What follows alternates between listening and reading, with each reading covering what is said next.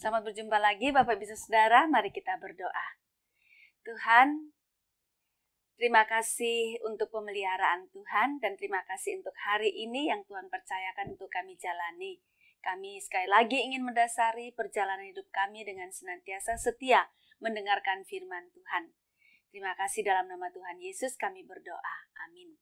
Bapak Ibu, saya mengajak kita untuk membaca dari kitab Yesaya pasal 56 ayat 6. Dan orang-orang asing yang menggabungkan diri kepada Tuhan untuk melayani Dia, untuk mengasihi nama Tuhan, dan untuk menjadi hamba-hambanya. Semuanya yang memelihara hari Sabat dan tidak menajiskannya, dan yang berpegang kepada perjanjianku. Demikian jauh pembacaan firman Tuhan. Yang berbahagia adalah setiap kita yang mendengarkan firman Tuhan, memelihara serta melakukannya dalam kehidupan kita setiap hari. Bapak Ibu Saudara yang dikasihi Tuhan, ada sebuah buku itu ditulis oleh Gary Thomas, berjudul Pathway. Nah, jadi buku itu menjelaskan tentang ada 9 cara orang mengasihi Tuhan, atau 9 cara orang membangun relasi dengan Tuhan, atau 9 cara orang mengembangkan spiritualitas. Nah, mengembangkan spiritualitas itu artinya membangun hubungan yang intim dengan Tuhan. Nah, menurut Pak Gary Thomas ini di dalam bukunya yang berjudul Pathway itu, dia menyimpulkan bahwa ada 9 jalan. Yang pertama adalah naturalis, yaitu mengasihi Allah di alam terbuka. Yang kedua tradisionalis, mengasihi Allah melalui ritual dan simbol. Askese, mengasihi Allah dalam keheningan dan kebersahajaan. Aktivis, mengasihi Allah melalui konfrontasi. Pemerhati, mengasihi Allah dengan mengasihi sesama. Antusias, mengasihi Allah dengan misteri dan perayaan. Kontemplatif, yaitu mengasihi Allah melalui pemujaan. Dan intelektual, mengasihi Allah dengan pikiran. Jadi ada 9 cara orang itu mengekspresikan kasih sayangnya kepada Tuhan. Nah, mengekspresikan kasih sayang itu yaitu membangun intimasi dengan Tuhan, membangun relasi dengan Tuhan. Bapak Ibu Saudara, jadi ada berbagai cara. Ada orang mengasihi Allah itu melalui alam semesta gitu ya. Orang-orang naturalis nih mengasihi Allah di alam terbuka. Umpamanya pergi ke rekreasi ya, pergi rekreasi ke kemanalah gitu lah. Entah ke Bali, entah ke Spanyol, entah ke Prancis, entah kemana lah gitu ya Bapak Saudara. Lalu di sana orang berjumpa dengan berbagai hal yang luar biasa, yang tidak biasanya gitu. Atau melihat alam semesta ciptaan Tuhan, lalu hatinya tuh terhubung dengan Tuhan. Ia melihat dan menemukan kuasa Tuhan, menemukan kasih sayang Tuhan.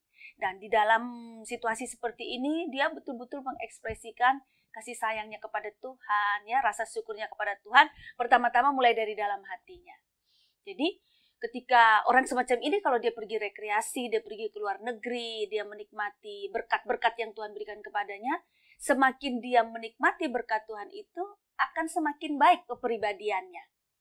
Orang seperti itu akan menyadari bahwa semua yang ia nikmati itu adalah anugerah ciptaan Tuhan. Ia akan memahami bahwa dia bisa ke luar negeri, dia bisa menikmati ciptaan Tuhan dan sebagainya. Itu merupakan anugerah, kasih karunia Allah kepadanya. Orang seperti ini tidak akan menjadi orang yang sombong. Gak mungkin. Karena apa? Dia mendapat menikmati privilege ya. Tidak semua orang toh bisa pergi ke luar negeri, menikmati anugerah ciptaan Tuhan di luar sana. Tapi dia bisa. Orang seperti ini akan makin rendah hati. Tidak akan menjadi orang yang sombong. Karena dia tahu ini anugerah gitu. Nah, itu cara orang mengasihi Tuhan. Ada yang lain lagi, itu orang cara mengasihi Tuhan dengan melayani. Nah, seperti yang Yesaya yang kita baca ini, Yesaya 56 ayat 6. Dan orang-orang asing yang menggabungkan diri kepada Tuhan untuk melayani Dia, untuk mengasihi nama Tuhan. Nah, jadi salah satu jalan orang mengekspresikan kasih sayangnya kepada Tuhan yaitu melalui melayani Tuhan. Nah, melayani Tuhan itu macam-macam ya Bapak Ibu, bisa melalui gereja, bisa juga melalui pelayanan sosial lainnya, bisa Bapak Ibu Saudara.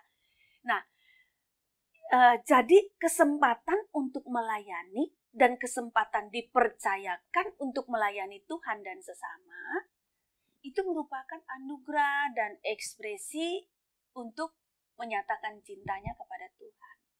Jadi dengan demikian berarti kalau kita itu melayani dan dipercayakan untuk melayani Tuhan, baik melalui aktivitas di gereja atau aktivitas sosial lainnya, menolong sesama kita, fokusnya itu bukan pada diri kita, Bapak Ibu Saudara. Fokusnya itu pada Tuhan, pada ekspresi kita untuk menyatakan kepada Tuhan bahwa kita sayang kepadanya, kita mengasihi, makanya kita mau melayani Tuhan dan melayani sesama. Nah, sekali lagi kalau orang punya pemahaman yang benar bahwa dia melayani Tuhan dan diberi kesempatan untuk melayani Tuhan melalui gereja dan melalui pelayanan sosial masyarakat, dia menyadari bahwa ini merupakan kesempatan yang baik, ini merupakan anugerah, maka orang semakin ia mendapat kesempatan untuk melayani, ia bukan menjadi orang yang egois, ia tidak akan tumbuh menjadi orang yang sombong, bahkan juga tidak akan tumbuh menjadi orang yang keras kepada sesamanya, apalagi kalau dia merasa dia sudah bekerja ini, bekerja itu, sehingga dia berhak untuk marah, berhak untuk bersikap buruk kepada sesamanya. Saya kira itu nggak benar ya. Pemahaman itu salah. Karena apa? Karena kesempatan untuk melayani dan kesempatan dipercaya untuk melayani itu anugerah dan itu kesempatan bagi kita untuk menyatakan cinta kita, kasih sayang kita kepada Tuhan. Nah, sehingga sebetulnya semakin kita melayani Tuhan dan kita diberi kepercayaan dan kehormatan untuk melayani Tuhan dan sesama, ya mestinya kita makin menjadi orang yang bertanggung jawab, orang yang rendah hati, ya orang yang lebih tenang, orang yang lebih matang, orang yang lebih dewasa. Nah, saya kira itu berarti pelayanannya itu menjadi jalan untuk mengasihi Tuhan dan itu membentuknya menjadi lebih baik. Nah, kiranya Tuhan nolong kita semua.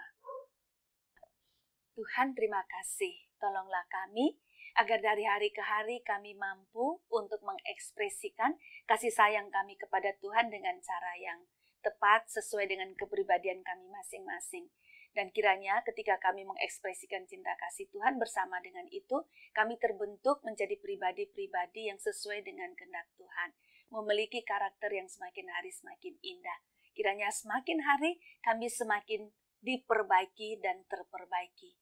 Terima kasih firman Tuhan kiranya menjadi landasan dalam kehidupan kami. Di dalam nama Tuhan Yesus kami berdoa. Amin.